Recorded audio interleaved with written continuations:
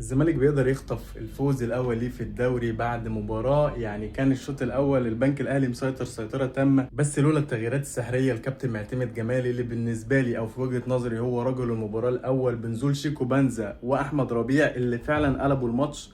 الشوط الاول كان ساير ناحيه البنك الاهلي هجمات، بس ما فيش اي خطوره، لعيبه مستهتره، لعيبه كسلانه جدا. كان ممكن يجيبوا جون والتاني والتالت، بس المهدي سليمان قدر يشيل دفاع الزمالك، ودفاع الزمالك وخصوصا الونش عمل ماتش كبير جدا.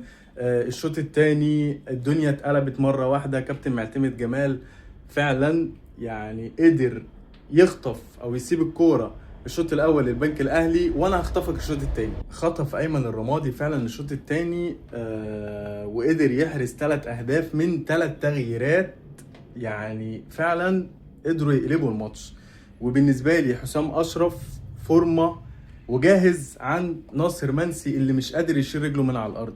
فكان باين الشوط الاول الزمالك واقع بدني، بس في تحول كبير بصراحه. شكل معتمد جمال في اوضه اللبس اداهم كلمتين في جنابهم، قدروا يعوضوا الشوط الثاني ويفوزوا، وبيحصل الزمالك على اول 3 نقاط ليه في بطوله الدوري، ويبقى معاك كده 4 نقاط. مبروك لجمهور الزمالك ومبروك لنادي الزمالك.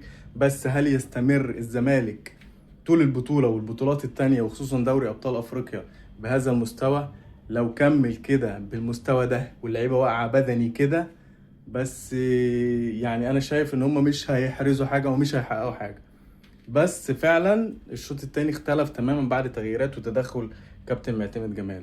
ادينا هنشوف الدنيا فيها ايه. مبروك مرة تانية للزمالك وجمهوره، وكل التوفيق، وان شاء الله ربنا يوفق الجميع.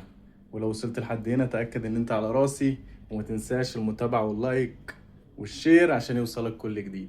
السلام عليكم.